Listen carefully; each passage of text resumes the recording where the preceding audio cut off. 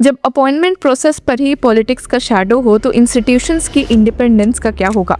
ये सवाल पहले भी सुप्रीम कोर्ट में गूंजा था जब चीफ जस्टिस को chief election commissioner and other election commissioners appointment conditions of service and term of office act 2023 के अपॉइंटमेंट कमेटी से हटा दिया गया। आपको याद तो होगा कि Anoop Baranwal versus union of India 2023 landmark case में कॉन्स्टिट्यूशन बेंच ने एक बोल्ड जजमेंट दिया था।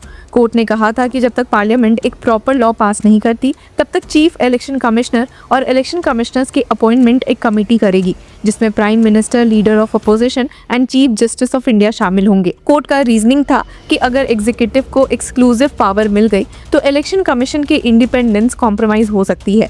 लेकिन फिर पार्लियामेंट ने एक न्यू लेजिस्लेशन पास कर दिया, chief election commissioner and other election commissioners act 2023।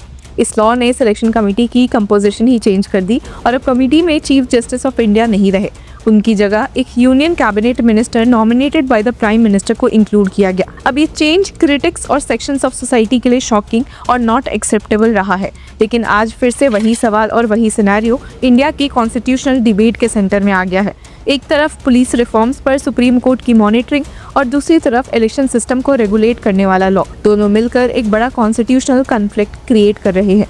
और इस कॉन्फ्लिक्ट के बीच खड़ा है एक अनकंफर्टेबल क्वेश्चन, क्या इंस्टीट्यूशंस को पॉलिटिकल एग्जीक्यूटिव के कंट्रोल से बचाने के लिए जुडिशरी इंटरवेन करे या फिर कोर्ट्स को डेमोक्रेटिक प्रोसेसेस में ज्यादा इंटरफेयर नहीं करना चाहिए। ये डिबेट रीसेंट हियरिंग के बाद और शार्प हो गई जब सुप्रीम कोर्ट ऑफ इंडिया ने डीजीपी अपॉइंटमेंट प्रोसेस पर एक सजेशन को प्रैक्टिकली रिजेक्ट कर दिया।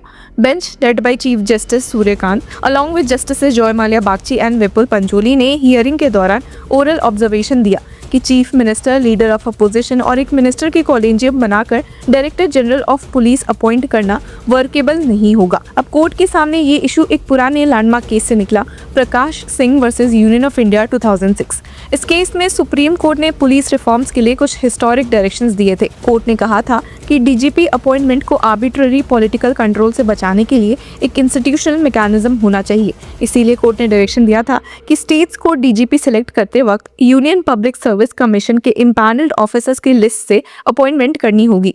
अब 2006 के जजमेंट के पैराग्राफ 31.2 में क्लियरली कहा गया था कि स्टेट गवर्नमेंट यूपीएससी द्वारा इम्पैनल्ड 3 सीनियर मोस्ट ऑफिसर्स में से किसी एक को डीजीपी अपॉइंट करेगी। 2018 में कोर्ट ने इस मैकेनिज्म को और टाइटन कर दिया था। डायरेक्शन दिया गया कि स्टेट्स को इनक्यूबेंट डीजीपी के रिटायरमेंट से 3 महीने पहले यूपीएससी को प्रपोजल भेजना होगा ताकि पैनल प्रिपेयर हो सके।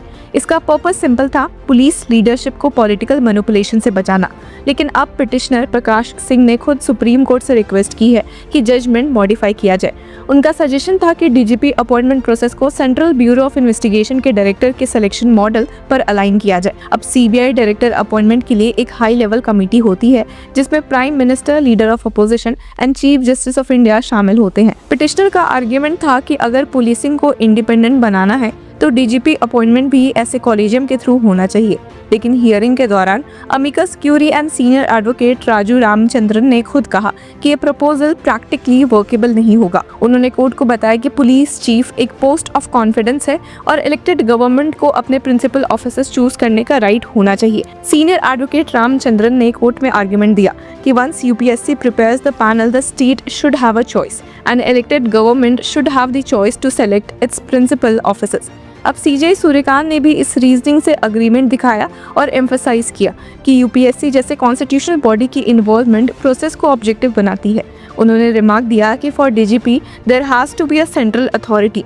The union public service commission is a constitutional body, there is no allegation against the UPSC.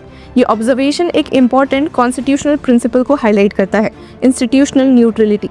अब कोर्ट का लॉजिक सिंपल है, अगर यूपीएससी पैनल प्रिपेयर करेगा तो एलिजिबिलिटी और मेरिट इंश्योर हो जाएगा, लेकिन फाइनल चॉइस इलेक्टेड गवर्नमेंट को मिलनी चाहिए। लेकिन यहीं पर एक इंटरेस्टिंग कॉन्ट्रडिक्शन भी इमर्ज होता है।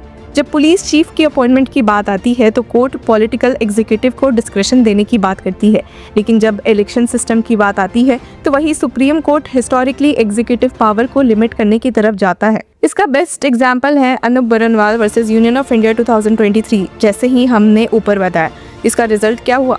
सेंटर के लॉ में अमेंडमेंट के बाद सिलेक्शन कमेटी अब effectively prime minister plus PM nominated minister plus leader of opposition से मिलकर बनेगी। प्रैक्टिकल टर्म्स में इसका मतलब होगा कि रूलिंग गवर्नमेंट के पास कमेटी में 2:1 की मेजॉरिटी होगी। लीगल एक्सपर्ट्स का कहना है कि ये चेंज सुप्रीम कोर्ट के जजमेंट के स्पिरिट को डाइल्यूट करता है और क्रिटिक्स का आर्ग्यूमेंट है कि जब प्राइम मिनिस्टर और उनका नॉमिनेटेड मिनिस्टर दोनों कमेटी में होंगे तो अपोजिशन का वोट सिंबॉलिक बनकर रह जाएगा। एक सीनियर कॉन्स्टिट्यूशनल लॉयर ने इस डिबेट में कहा भी था कि when the executive has 2 votes and the opposition has 1, the idea of an independent selection process becomes questionable. अब supporters of the law however एक डिफरेंट आर्ग्यूमेंट देते हैं। उनका कहना है कि कॉन्स्टिट्यूशन के आर्टिकल 324 सबसेक्शन 2 के अकॉर्डिंग पार्लियामेंट को अथॉरिटी है कि वो इलेक्शन कमिश्नर्स की अपॉइंटमेंट का प्रोसीजर डिसाइड करे। अगर पार्लियामेंट ने लॉ बना दिया है तो जुडिशरी को उसमें इंटरफेयर नहीं करना चाहिए।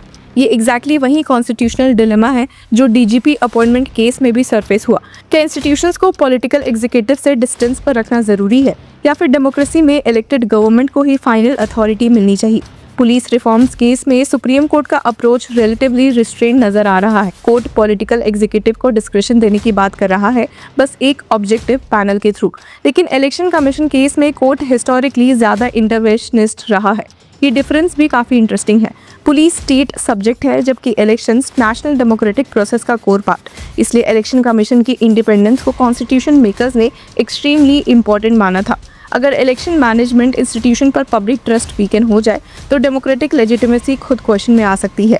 इसीलिए 2023 के जजमेंट में सुप्रीम कोर्ट ने एक स्ट्रॉन्ग वार्निंग दी थी कि एग्जीक्यूटिव मोनोपोली ऑन अपॉइंटमेंट्स का डेवास्टेटिंग इफेक्ट हो सकता है। लेकिन जब पार्लियामेंट ने लॉ बना दिया और चीफ जस्टिस को कमेटी से हटा दिया गया तो डिबेट और हीटेड हो गई। यहाँ तक कि इस मूव को भी सुप्रीम कोर्ट में फिर से चैलेंज किया गया है और हियरिंग अभी भी पेंडिंग है। अपोजिशन पार्टीज का कहना है कि ये स्टेप इलेक्शन कमीशन को एग्जीक्यूटिव इन्फ्लुएंस के अंदर ला सकता है। गवर्नमेंट का डिफेंस सिंपल है, पार्लियामेंट सोवरेन लेजिस्लेटिव बॉडी है और उसे कॉन्स्टिट्यूशनल फ्रेमवर्क के अंदर लॉ बनाने का राइट है। ये कंट्रोवर्सी एक लार्जर इंस्टीट्यूशनल टेंशन को रिफ्लेक्ट करता है। इंडिया में 3 पिलर्स है, लेजिस्लेचर, एग्जीक्यूटिव और जुडिशरी। अगर जुडिशरी एग्जीक्यूटिव अपॉइंटमेंट्स में इंटरवेन करती है तो उसे जुडिशियल ओवररीच कहा जाता है। लेकिन अगर judiciary completely hands of approach ले ले तो क्रिटिक्स कहते हैं कि इंस्टीट्यूशनल इंडिपेंडेंस कॉम्प्रोमाइज हो सकती है। ये बैलेंस ही इंडियन कॉन्स्टिट्यूशन लॉ का सबसे डिफिकल्ट पजल है। तो व्यूअर्स, इस पूरे मुद्दे पर आपकी क्या राय है? Do let us know in the comment section. Until then keep following law चक्र।